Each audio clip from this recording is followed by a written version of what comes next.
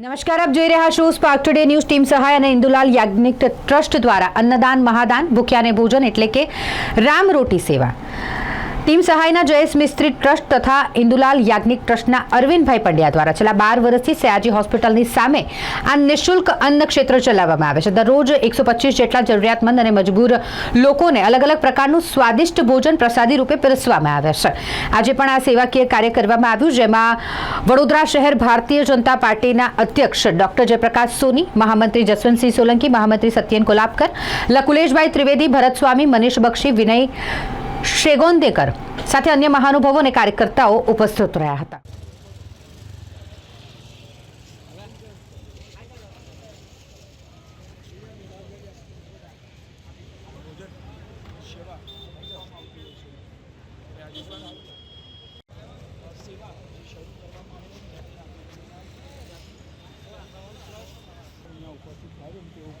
આ સેવામાં જોડાયો છું. જો કે રામરોટી સેવા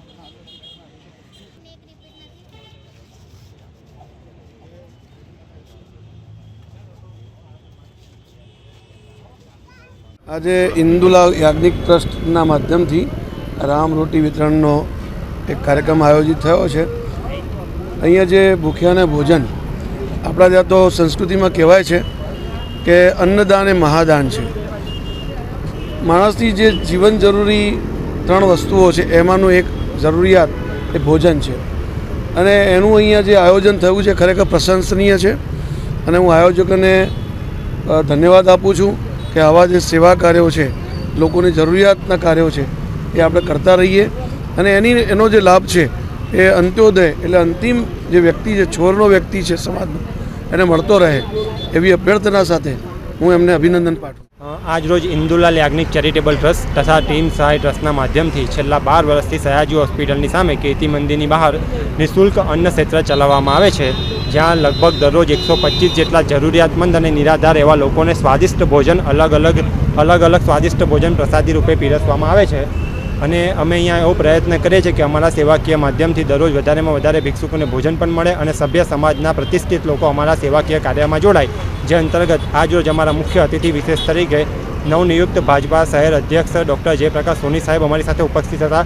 તેઓની સાથે મહામંત્રી શ્રી જસવંતભાઈ સોલંકી, લકુલેશભાઈ ત્રિવેદી પણ હતા, મહામંત્રી શ્રી સત્યેન કોલાપકર સાહેબ હતા અને બક્ષી પણ મોરચા ભાજપા વડોદરા શહેરના પ્રમુખ ભરતભાઈ સ્વામી સાથે મનીષભાઈ ચોકસી એવા પ્રતિષ્ઠિત લોકો આજે અહીંયા સેવા આપવા માટે ઉપસ્થિત રહ્યા હતા. આ અન્ન ક્ષેત્ર 12 વર્ષથી ચાલે છે અને દરરોજ 125થી 150 જેવા લોકો અહીંયા ભોજન લે છે. અને કોરોના સમય દરમિયાન પણ અમારું અન્ન ક્ષેત્ર ચાલુ જ રહ્યું હતું, પણ ત્યારે અમને જે પ્રમાણે સૂચન આપવામાં આવ્યું હતું સરકાર તરફથી, એ પ્રમાણે અમે ત્યારે અહીંયા ફૂડ પેકેટ બનાવીને પછી અહીંયાથી ભિક્ષુકોને આપતા હતા, જેથી વધારે અહીંયા લોકો ભેગા નહીં થઈ શકે. એ અમે નિયમોનું પાલન કરીને પણ કોરોના સમય દરમિયાન પણ આ અન્ન ક્ષેત્રને ચલાવ્યું છે. એટલે લગભગ છેલ્લા 12 વર્ષથી આ અન્ન ક્ષેત્ર ચાલે છે અને જેના મુખ્ય સંચાલક અરવિંદભાઈ પંડ્યા છે, જેઓએ ઇન્દુલાલ યાજ્ઞિક ટ્રસ્ટના માધ્યમથી આ અન્ન ક્ષેત્રની શરૂઆત કરી હતી. શું મેસેજ આપશો લોકોને જે પ્રકારે?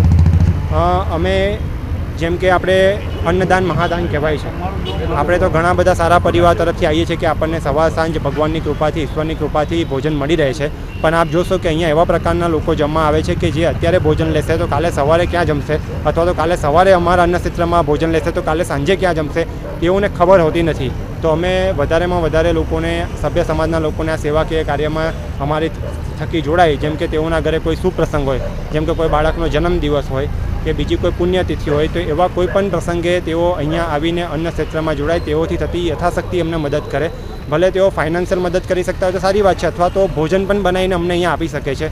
અને તેઓ પોતે પરિવાર સાથે અમારી સાથે જોડાય તો તેઓ પણ અમારી સેવાને રૂબરૂ પ્રત્યક્ષ રીતે જોઈ શકે, જેથી આ મેસેજ વધારેમાં વધારે લોકો સુધી જાય અને અમે દરરોજ આ અન્ન ક્ષેત્ર ચલાવીને અમને અને અમારું ટ્રસ્ટ પણ એવું સક્ષમ બને કે સમાજના લોકો તરફથી જો વધારે અમને મદદ મળશે તો અમે વધારે લોકોને ભોજન આપી શકીશું. એ જ અમારી પ્રાર્થના સાથે નસ્તું.